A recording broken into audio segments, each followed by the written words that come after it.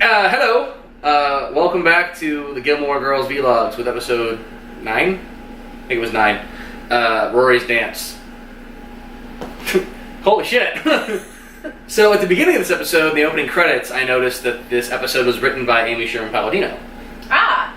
Has she not written any? No, she wrote the pilot. Okay. And that's the thing, like, she's the creator. Most TV shows, like I'll just use Buffy as an example, created by Joss Whedon. And he had a team of writers, so his name would pop up as, like, co-written by or written by Joss and somebody else. But you generally... Joss. Yeah, when you start to learn with Buffy that if there's an episode written just by Joss Whedon, it's a buckle your fucking seatbelts episode. So he always wrote the finales, if there was, like, the episode, spoilers for Buffy Season 2, just fucking, it's Buffy. Everyone knows. The episode where Buffy turns 16 and has sex with Angel for the first time and he goes evil. Oh my god. Joss Whedon wrote that episode. That episode was crazy. Right. So, in this case, I happen to notice, and, you know, the opening of the episode is really cutesy, like, Lane and, after the credits, because that's when you start seeing the opening titles. After the opening scene, which is a Friday night dinner, and then the opening titles, and then the first scene, it's Lane and Rory running through town, and, you know, they're going to ask a boy to the dance. And it's a really silly scene, and it said, you know, written by Amy Sherman Palladino, and my brain clicked in for a second. I was like, that's interesting. I guess it was just her turn in the rotation, because sometimes that's how it works in shows. Oh, so you didn't think about the... No, I didn't think it was going to be, like, what it was. Well, now we know. Now I know that it's, holy shit, this episode... It's really good throughout, and it hits all the notes of, like, oh, that's cute, no, this is dramatic, and hey, the villain got it shoved in her face, and Rory and Mom have a moment. There was a lot of... Lorelai and her mother have a moment, but this was a lot of culmination of things that have built up over the past 9 episodes. I guess. Small things. Right. Yeah. So anyway, Rory's going to a dance, and that's how the episode opens. That's how the episode exciting. opens. She was so excited. Yeah. Nervous. Scared out of her mind. But like, when people are, like, pep-talking her face lights up. Mm-hmm. And that's so cute. So the episode opens at a Friday night dinner, and Rory hasn't told her mother about the dance, but Emily knows because Emily gets the Chilton newsletter. Fucking Emily. And on the ride home, like, you know, Lorelai defends her daughter and says, hey, if she doesn't want to go, she doesn't have to, get off of it, Mom. But on the ride home, Lorelai's like, so do you not want to go because you really don't want to go, or because you're scared? Mm-hmm. And Rory's like, scared of what? And Lorelai's like, of asking out Dean, of him saying no, of going to a place where people don't like you, of not being able to dance, and blah, blah, blah. She's like, alright, I get it. But, you know, if you don't want to go, that's fine, but if you're scared, I don't want you to miss on a thing. So she decides she does want to ask Dean, and then we get the scene with her and Lane, when I realize something about Lane and Rory, which is that it's our dynamic. I'm Rory. So, Rory's like, what do I do? How do I ask? And he's not my boyfriend, and Lane's like, what do you mean he's not your boyfriend? Have you had the talk? And she's like, yeah, I know, we're storks bring babies. And Lane's like, no, the talk. What talk? You know, hey, so are you dating somebody else? Do you want to be with me? Are we boyfriend and girlfriend? Are we serious? Yada, yada, yada. And she's like, how do you know so much about this stuff? And Lane's like, those who can't do, teach. Hi. He knows, like... I have no relationship experience at all. But he knows, he gives me the best advice, and I rarely follow it, but it all turns out to fruition. You finally have. I mean, everything's pretty good right now, so... Yeah. Yeah, I believe my advice in this particular scenario was just like, just be cool, bitch! Yeah.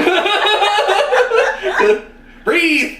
It's so hard. I hate it. Anyway, so she asked the boy to the dance, and he's all like, I'm not a joiner, I'm like not into it, but like... Oh, God. And she's like, okay, that's cool, I don't want to go either.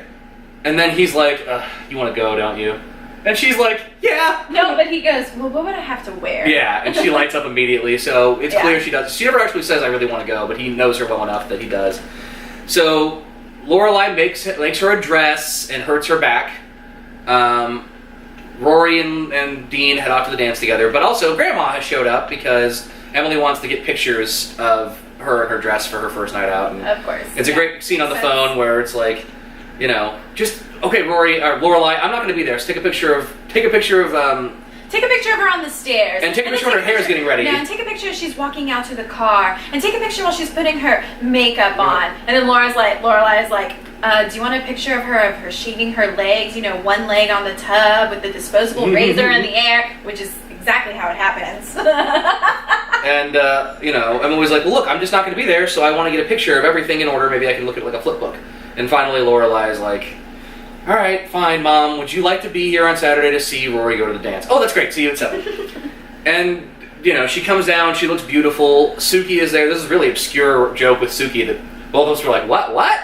So she hurt her back. Lorelai hurt her back. And Suki shows up with like a sewing kit, but also is like, oh, your back is hurt? Well, I have a bandage. And like she opens her purse, and there's just like fucking pills. Like, this is Vicodin, this is Percocet, this is a muscle relaxer. And I'm watching it like, is she a drug addict? Like, what is this? I'm like recalling every single episode of this series. I'm like, I don't think she has a drug problem. So I paused it and I'm looking at Rachel. I was like, what the fuck is that about?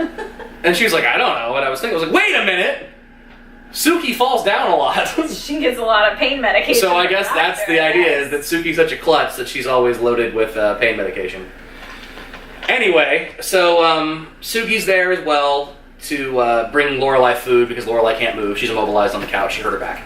And she freaks out, oh my god, Rory, you look so beautiful in your dress. And it's really beautiful. It's a really beautiful dress that Lorelai made for her. Mm-hmm. And Emily shows up and she's like, I'm so glad that you bought a dress instead of making it. And Rory doesn't say anything. Rory keeps her mouth closed. Yeah. And they do the pictures and then there's a honk, honk, honk. And Lorelai's like, all right, I gotta go. And this made me so mad. Oh wait, before we get to that, let me just say, when Rory first comes out in her dress, she's wearing like these awesome, and she got her hair all done up. She's wearing like these awesome combat boots, and I was like, oh fuck yeah, yeah, retro whatever girl. But she changes into sensible heels. Anyway, so honk honk, and it's like, all right, that's Dean, I gotta go. And Grandma's like, no, you will not be called to the door by some boy honking his horn. He will come in here, he will knock on the door, he will say hello, good evening, madam, and he will come in here and meet us like a gentleman. And they make him wait, and it's this agonizing, like, honk, honk, honk, honk, honk. It's like a long 10 seconds to watch. And finally, ding dong, ding dong, ding dong, and he opens the door, but he's not pissed because Dean's a good guy. He's like, hey, I thought I was supposed to honk. And she's like, you were? I'm sorry. And from behind her, Grandma's like, come in here, young man. So they go to the dance, and there's this little thing about, like, curfew is at 11, and behind them on the couch, Lorelai's like, yeah. So they head off. And the rest of the episode is split between those two storylines. The dance goes as you might expect. Dean and Rory are fucking adorable. The filmmaker in me got really happy. I don't know, I commented on it, but there's an excellent, like, 3-4 minute Steadicam shot in this massive ballroom that's been decorated, where it follows the couple on Rory and Dean on the dance floor, and then it goes away to have something else happen, and then over here and around them. Excellent fucking Steadicam shot of them on the dance floor. Really good stuff. And he's being all like, I don't want to go, and she's nervous on the drive there, she's nervous about going, and he's just supportive. But it's clear she does want to go, so he brightens her spirits, like, hey, you look beautiful. Yeah. Let's go inside. Yeah. The two cronies, Paris's friends, Crab and Goyle, they're like, oh my god, look at Rory Gilmore. That dress is amazing. That one girl, the blonde one, was rocking the perfect 90s hair. Yeah. Like, those two strands just fall perfectly, frame your face. It reminded me... Choker necklaces. It reminded me of Sarah Michelle Gellar in Cruel Intentions. Yes! Oh my god. So they're like, oh my god, she looks beautiful, and her boyfriend is hot. And there's this really creepy thing about, like, you're really tall. Like, 6'2" is a good height. Oh, she was totally hitting on it. Yeah, but Dean and, like, Lorelai's all nervous and haven't had the talk about the boyfriend thing. Sorry, Rory's all nervous. Talk about the boyfriend thing. And Dean just, like, wraps his arms around her. And he's like, 6'2"'s a good height? What do you think, sweetheart? And she's like, it's good. In heels. Well, I was at the stoop. And, like, perfect boyfriend. Yeah. Even though they haven't had the talk. Paris is there with her cousin, who also hits on Rory. Yeah. And she finds out that, Paris is there with her cousin because she's still into Tristan. And Tristan is totally into Rory and asked her to the dance and told her to go fuck herself. Your comment was, it's like Draco Malfoy asking out Hermione Granger. Yeah, basically. She shut him down so hard, so many times. And Paris is like, oh my god, you're so stupid. And Rory's like, what? He was nice to you and you totally blew him off. You'll never find a better date to formal than Tristan. So while that's going on, back at home, it's the come on. There you go. It's the cold nose on my arm. It's the storyline about how Emily is taking care of Lorelai. Yeah. Which never has really happened because she left when she was 16, and even when she was there, they didn't have a good relationship. But her back hurts, and they're trying. Like, Lorelai is, on the couch, and Emily makes her a smushed banana on toast, and it's like, that looks awful. But she takes it anyway because her mother made it for her. Yeah. And then finally it's like, Mom, I don't want to eat this. Like, Suki made me a burrito. And the mother's like, okay, I'll go heat it up for you. And Lorelai's like, it's good cold. And Emily looks so sad. Like, okay, I guess I'll just go get it. And Lorelai's like, all right, it's better warm, and she brightens right up. Okay, cool, I'll heat it up for you. Yeah, it's like Emily missed out on all the times to take care of her, and she finally has the chance. There's an excellent Barbara Stanwyck Double Indemnity reference. Yay, film stuff. Good movie. And they're on the couch, and boy, she looked really beautiful tonight, didn't she, Lorelai? Yeah, she did. And then Lorelai says, you know, Mom, I made the dress. And Emily goes, you did a good job. She's like, thanks. Oh, they were getting along. You did a good job with Lorelai and the dress. Finally Thanks. getting along. It's really sweet. At one point, Lorelai is fucking passed out on the couch, so Emily covers her up and pushes the hair back, very sweet. Meanwhile, at the dance, shit gets real oh my for a gosh. second. So they're gonna leave because curfew's midnight, and they're having fun, and they dance, but like, hey, like if we leave now, we can go get a coffee and walk around, like just us. Perfect. God, I like Dean, and I like that couple, and I like how cute it is, but like at some point he needs to start having flaws for me to think it's a realistic character. Okay. At some point, he needs to have a flaw. But right now, I'm just like, look at him being adorable. And he's never been to a dance either, and even though he's clearly gorgeous and has had a boyfriend or girlfriend before, he seems just as like nervous about it as she is, even though he's got the more confident thing going on. So they're gonna leave. He goes to get the coats, and Tristan pops up, and they do the fucking peacock thing. And honestly, like, not gay, but fuck yeah, Dean. Yeah. Right? Like, right? Dean is awesome in that Yeah, in that whole sequence. Like, he's like, hey, we haven't met. No, we haven't. I'm Tristan. He's like, oh, yes, we have. Rory told me about you. She said you're a jackass. Really? So that, no, actually, Rory doesn't use words like that. I interpreted. And he keeps being a fucking dick and escalating it and stepping, but no fighting happens when Rory sees it and steps between them. And he's just so fucking, like, defending her honor because Tristan's being all like, why don't you go back to the farm and all kinds of stuff like that. And finally, he's like, they go to leave. Rory's like, let's just leave, Dean. Yeah. And they go to leave, and then Tristan steps in front of Rory. And Dean fucking shoves, like, what the fuck are you doing with my girl? Like, so awesome.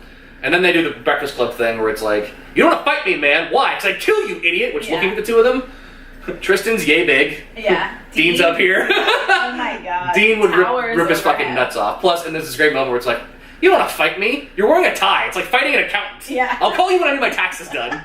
So Dean thoroughly just smushes this guy in front of everybody. Yeah. They don't get to a fight. It's close, but Dean keeps a level head. I'm really glad he didn't throw a punch. Oh yeah. Keeps a level head. They leave together, and everyone, like the two Crab and Goyle girls, the perfect 90s hair, are like, oh my god, that was awesome. And then Tristan walks away because he's been publicly shamed, and who should run up but Paris? He's like, oh my god, are you okay? And he just fucking ignores her. Who we found out. Yeah, we skipped earlier. We found out. Go ahead. That she actually took her cousin there. Mm-hmm. And Rory finds out. Yeah. So Tristan corners Rory. Yeah. And she's like, huh? Tristan says to Rory. Sorry, Paris says to Rory. My bad. Oh, Paris then goes finds. So how many people did you tell about my cousin? Blah blah blah blah. Like what else does she say? Behind her is the whole crew of people. Like that I had to. It's the ammunition. It's the ammunition you need to finally destroy me. That I couldn't find any other date. And I had to ask my mom to ask my cousin and give her gas money. I was trying to tell it, George. Sorry. It's over now. I feel bad. Well, you should. Well, then what happened? Then everyone behind her saw, and she was like, Rory was like, I don't need to tell anyone. You just did. Yeah. And then she looked so embarrassed. So yeah, those two things happened. So like, yeah, that's what I was saying. Like two characters who have like been messing with Rory this whole time finally got some, like theirs, which was. And there's a really sad, like, fuck Tristan, he's an asshole, but there was a sad Paris moment at the end where after Tristan gets yelled at and publicly shamed, where she runs up like, are you okay? And he ignores her. She just looks so fucking like, ugh, I can't even comfort him. And then her friends are like, did you really bring your cousin to the dance? Yeah. It's a bummer. I don't feel that bad. I feel a little bit bad because she brought it on herself. I mean, it could just be because I'm a guy and she's a girl, and I'm just like, I want to protect her and make her feel better. She's such a bitch, though. I know, but the thing is, I understand that kind of personality defect where it's like her parents have been riding her ass for her whole life. She needs to be the alpha girl. Like, all she has is her intelligence and her cronies. She's too scared to ask the boy she likes out. Like, still, fuck her. She should be a nice person, but I understand that. Tristan is just a fucking prick. Oh, yeah, no, I hate that guy so much. Oh, my God. I have a little bit of sympathy for Paris. Yeah. So, wrapped up. Back at the house, they fell asleep, or it's fine. So, Rory and Dean go on their date, and they get coffee, and they have the boyfriend conversation. Yep, so they're officially together. Boyfriend and girlfriend. Yeah, it's pretty sweet. It's pretty adorable. I love that couple. And then they find Mrs. Sally? Patty, they see that her dance studio is open, so they're like, oh, let's go in here, because that's not weird, I guess. Whatever. They're just looking around. Maybe it's a safe place, or it's a warm place, because it's cold out. But what it is a setup for what happens next. Well, duh. So they're like talking. I don't even know what they were talking about, because I knew what was coming. Her purse is really heavy, and she carries a book around. It's more that, like, him just being intrigued by who she is. Yeah. So what are you reading? And they're reading poems. And they're just being cute with each other. The point is, eventually they fell asleep. On a beanbag. Yeah. And they looked adorable. And meanwhile, Lorelai and Emily had fallen asleep at their house too. Yeah. So cut to the next morning. Yoga is coming in. Her name is Miss Patty. Yes. Miss Patty is coming in with her 5:30 a.m. yoga class, and they see them lying there, and so of course everyone just assumes what happened. And immediately, like, this extra who we've never, like, a lady from the town who's never been seen before is like, oh my god, that's Lorelai's girl, and she's here with the boy from the store. Like, everyone knows who they are. And you know now, like, how fast news spreads across this town? Okay, so, like, everyone's gonna know about this. Everyone's gonna know, and they all know who they, there's no anonymity here. Granted, they were fully clothed, like, in that dress, like... But Rory, of course, freaks out and just starts hauling ass, and to Dean's credit, he's like, it'll be okay, I'll explain, like, I'll take the heat, and he's like, please let me go with you, please let me go with you. Yeah. And she's like, nope, I gotta go. Yeah. And, like, so to Dean's credit, he was trying to be there for her. Yeah. And at first I was like, I want Dean to be in the end of this episode, but then I didn't know where we were going. Right. Now I understand why. Just in writing terms, Dean would have been one piece too many for what happens at the end of this episode. Yeah. So Rory's hauling ass home, and then we cut to the house, and Lorelai is shaken awake by a panicked Emily.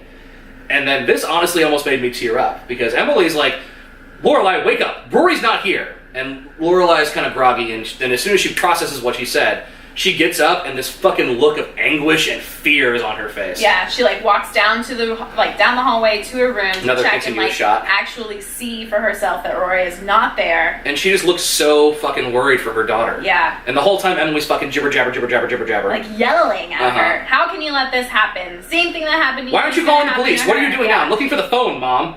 Well, and then, she's like... This is horrible. She's in it all night. She could be anywhere. Like, I know, Mom, but you yelling at me's not helping. Yeah. The phone rings. It's Miss Patty. Everything's fine. Rory's okay. She's on her way home. And then shit gets real. Because Miss Patty says, she fell asleep that they fell asleep with Dean. So Lorelai immediately jumps to her daughter's defense and says, we don't know what happened, so let's not do anything until we know what happened. Yeah. Emily, being the mother of Rory, or Lorelai, is like, we know exactly what happened. She's just like you were. And it starts, like, I could probably keep quoting it because I was really wrapped into it, but I'm going to stop quoting every line. Mm-hmm. The two of them get into an amazing conversation that's rapid fire, emotionally paced.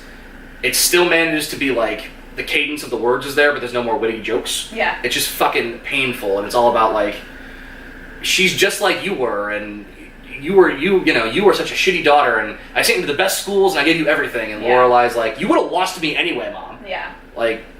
And then Lorelai is also like, Rory's not like me. Mm-hmm. She's good. She's smart. That made me hurt. She's... Rory's not like me. She's a good person. And I was like, oh, Lorelai, you're a good person. But then Emily takes it one step too far, just as Rory comes in. And she hears the argument, but she hides behind a wall so she can hear the end of it, where it's really reached this fucking screaming match. Emily takes it one step too far, where she says, like, your daughter is just as big of a mess as you were. And, I'm not going to stand here and let her ruin her life the way you ruined yours. And Lorelai's finally like, get out of my house. Yeah. You can't come in here and, into my home and say that I don't have a life, that I ruined my life. This is a life. It's got color in it, so maybe you don't recognize it, but this is my life. And I have Rory, and I trust her, and get the fuck out. Yeah. So Emily leaves, and Rory goes into the kitchen, and she says, like, thank you so much for saying all that. And immediately, Lorelai is like, where the fuck were you? Yeah. Oh, and then I forgot. There's one moment when the two of them, Emily and Lorelai, are still fighting, where she's like, she's gonna get into trouble, and Lorelai's like, no, she's not. And she's got the coffee pot. He's like, she's gonna get pregnant, and Lorelai almost smashes the fucking thing. Like, no, she's not. Yeah. Because even though she trusts her daughter, like, that's obviously her worst fear. Yeah. Is that her daughter will make the same mistake she did. Anyway, so then Rory comes in, and the two of them continue a fight, essentially, and Rory's like, what happened to the trust you just said? And Lorelai's like, what do you mean? You just stayed out all night. You can't do that. Like, there's no way you can do that. And, Alexis Bledel has a really good monologue about how, like, you trust me, and you're just mad because I did something wrong while Mom was here, and she nailed you for it. Yeah. The thing is, she's right, but it's also like, you stayed out all night. It's one of those arguments where I understand all three points of view. No, absolutely. I mean, Emily's the most wrong. Because imagine if Emily was removed, right, and, like, Rory came home and explained, like, they would have a heart-to-heart. It wouldn't have been as, like, fired up as it was. It would have been bad, but it wouldn't have been as fired up as it was. She would have been reprimanded some, but... Mm-hmm. But the thing is, that's the thing. Emily is probably the most wrong of the three of them, but I also stand her point of view a little bit, where it's like, you're a little bit too loose with your daughter. Like, you need to have some rules. And I kind of agree with that. I mean, Rory's the kind of person who, like, if Rory had complete free reign to do whatever she wanted, she'd still stay and study all night and go to school. Yeah. But it's still, like, it's a good idea to have boundaries, particularly when she's turning 16, 17 years old. Yeah. So, and plus, you know that, like, Emily clearly feels a huge sense of regret and failure for, like, what happened with her daughter. Yeah. So, yeah, this is a really fucking good episode. It ends with Rory going into the bedroom, slamming the door closed, and Lorelai at the kitchen table just crying. Yeah. Woof. That was excellent television. Like, really compelling, emotional shit. All the way through, really. Yeah. This is why this show is good. Yeah. And I'm curious how they're gonna, like, reel it back for the next one, because obviously, you know, they didn't do the TV thing where it's like, things got resolved. Like, literally when they fell asleep in the dance studio, my first thought was like, it's that storyline from Full House, because DJ did the same thing. She was at a makeout party, right? Oh, that's a different thing. Like, way later, when it's like, remember Steve? Yeah. That, like, way late in the series, DJ and Steve they're watching a tape at Steve's apartment, and they fall asleep watching the movie. And, you know... Oh, I think her dad, like, tries to come and find her. Yeah, he sneaks in and, like, looks through the window and all that stuff. But so I was like, oh, they're doing the Family House, or Full House storyline. But this episode does not end with everything okay. Everything is so not okay. And not everything can ever be tied up in a nice little bow. And I like that. Yeah. So I'm really curious to see what's going to happen. Like, are they going to be able to, like... Is Rory going to lash out at Dean because she feels guilty? Are they going to miss the next Family Friday dinner? Family dinner? Are Lorelai and Rory even talking to each other as the episode begins? I'm not sure. I really want to hear Lane's perspective. Oh, I'm sure we will. And I'm sure Suki will have something comforting to say as well. Yeah. Which Luke as well. We haven't mentioned too much Suki in the last episode. She's been around, but I just want to reiterate that, God damn it, Wes McCarthy's fucking good. Like, I know, like, I don't know if you've been taping up the news. Ghostbusters didn't make all the money. Oh. It's not exactly a failure, but, like, bleh. And I do feel bad for it because she's really fucking talented. Yeah. I like Wes McCarthy, and I loved this character. I like Suki quite a bit. Same thing a few episodes ago. I was like, I want Lane to have some kind of trauma because I want more of her. And she had her episode, and it was really good. I really want Suki to have some kind of non-fire or injury-related trauma. I want her to just have some emotional something. Anyway, that was a really good episode called Rory's Dance. The next one is called Apologies and Stuff. Forgiveness and things. No, stuff. Okay, forgiveness and stuff. So, we're about halfway through the first season, so it makes sense that, like, shit just got real. So, yay! This show is good. Very, very good. It's adorable and quippy and dramatic and, yeah. It's everything I said it would be. Mm-hmm. And go ahead, continue. That was all I got. Okay. And, yeah. Notice that, Mr. Medina wasn't in this episode because he's boring. You really hate him. He does nothing for me. Nothing at all. Not even. It's he literally about literature and likes coffee and all has those nice hair. all those scenes with Lorelai and him where Lorelai's all smiley. I don't get like I don't see it. I feel like she's just like looking at a pretty picture. So they're like, look how shiny this fork is. Like, yeah. Anyway, that's all for this episode. I can't stop sweating. There's a stupid dog who's sleeping on me during the episodes. We'll see you next time with episode 11, 10, whatever. The next one. Adios. Bye.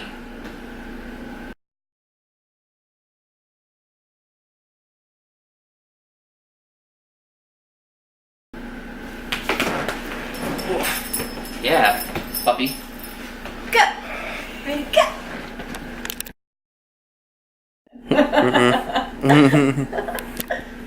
Oh no. Uh-oh.